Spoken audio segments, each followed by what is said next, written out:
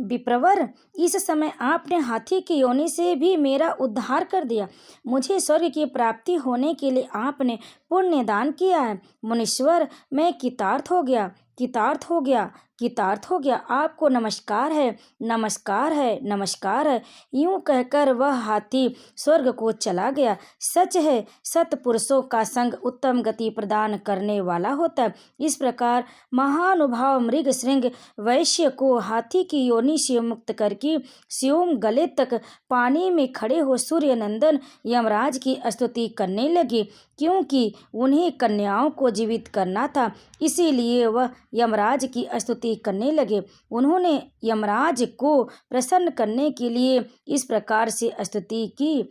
ओम यम धर्मराज मृत्यु अंत तक वैवस्व काल सर्वभूत क्षय औदुंबर द्वंद्व नील परमेष्टि विक्रोधर चित्र और चित्रगुप्त, इन 14 नामों से पुकारे जाने वाले भगवान यमराज को नमस्कार है, जिनका मुख दाढ़ों के कारण विकराल प्रतीत होता है और टेढ़ी भौहें से युक्त आंखें क्रूरतापूर्ण जान पड़ती है, जिनके शरीर में ऊपर की ओर उठे हुए बड़ी बड़ी रोम हैं तथा होठ भी बहुत लंबे दिखाई देते हैं, ऐसे आप यमराज को नमस्कार।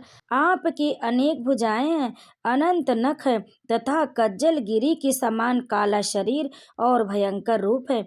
आपको नमस्कार है। भगवान, आपका वेश बड़ा भयानक है। आप पापियों को भय देते, काल दंड से धमकाते और सब प्रकार के अस्त्र शस्त्र धारण करते हैं। बहुत बड़ा भैंसा आपका वाहन है। आपके नेत्र दहकते हुए अंगारों के समान जान पड़ते हैं। आप महान है। मेरु पर्वत के समान आपका विशाल रूप है। आप लाल माला और वस्त्र धारण करते हैं। आपको नमस्कार है। कल्पांत के मेघों की भांति जिनकी गंभीर गर्जना और प्रलयकालीन वायु के समान प्रचंड वेग हैं, जो समुद्र को भी पी जाते हैं, संपूर्ण जगत को ग्रास बना लेते हैं, पर्वतों को भी चबा जाते और मुख से आग उगलते हैं, उन भगवान यमराज को नमस्कार है। भगवान, अत्यंत घोर और अग्नि के समान तेजस्वी काल रूप मृत्यु तथा बहुत से रोग आपके पास सेवा में उपस्थित रहते हैं। आपको नमस्कार। आप भयानक मारी और अत्यंत भयंकर महामारी के साथ रहते हैं। पापिष्ठों के लिए आपका ऐसा ही स्वरूप है। आपको बारंबार नमस्कार है। वास्तव में तो आपका मुख खिले हुए कमल के समान प्रसन्नता से पूर्ण है। आपके नेत्रों में करुणा भरी है। आप पितृ स्वरूप है। आपको नमस्कार है। आपके केश अत्यंत कोमल हैं और नेत्र भौहों की रेखा से सुशोभित है। मुख के ऊपर मूछें बड़ी सुंदर जान पड़ती है। पकी हुई बिंब फल के समान लाल होठ आपकी शोभा बढ़ाते हैं। आप 2 भुजाओं से युक्त सुवर्ण के समान कांतिमान और सदा प्रसन्न रहने वाले हैं। आपको नमस्कार है। आप सब प्रकार के आभूषणों से विशोभित रत्नमय सिंहासन पर विराजमान, श्वेत माला और श्वेत वस्त्र धारण करने वाले तथा श्वेत छत्र से सुशोभित है। आपके दोनों ओर 2 दिव्य नारियां खड़ी रहती हैं और हाथों में सुंदर चवर लिए डुला रही हैं। आपको नमस्कार है। गले के रत्नमय हार से आप बड़ी सुंदर जान पड़ते हैं। रत्नमय कुंडल आपके कानों की शोभा बढ़ाते हैं। आपके हार और भुजबंद भी रत्न के ही हैं तथा आपके किरीट में नाना प्रकार के रत्न जड़े हुए हैं। आपकी कृपा दृष्टि सीमा का अतिक्रमण कर जाती है। आप मित्र भाव से सबको देखते हैं। सब प्रकार की संपत्तियां आपको समृद्धशाली बनाती हैं।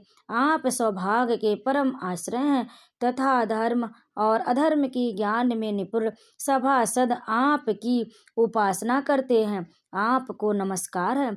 संयमनीपुरी की सभा में शुभ्र रूप वाले धर्म शुभ लक्षण सत्य चंद्रमा के समान मनोहर रूपधारी समदूत के समान उज्ज्वल दम तथा वर्णाश्रम जनित विशुद्ध आचार आपके पास मूर्तिमान होकर सेवा में उपस्थित रहते हैं। आपको नमस्कार। आप साधुओं पर सदा स्नेह रखते, वाणी से उनमें प्राणों का संचार करते, वचनों से संतोष देते और गुणों से उन्हें सर्वस्व समर्पण करते। सज्जन पुरुषों पर सदा संतुष्ट रहने वाले आप धर्मराज को बारंबार नमस्कार।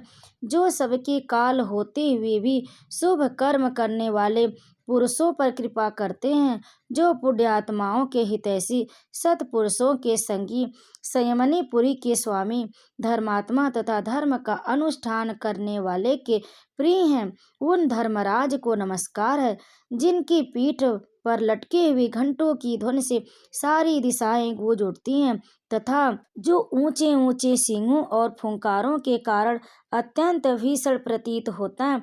ऐसे महान भैंसे पर जो विराजमान रहते हैं तथा जिनकी 8 बड़ी बड़ी भुजाएं क्रमशः नाराज, शक्ति, मूसल, खड्ग, गदा, त्रिशूल, पाश और अंकुश से सुशोभित उन भगवान यमराज को प्रणाम है। जय श्री कृष्ण। विष्णु भगवान की जय।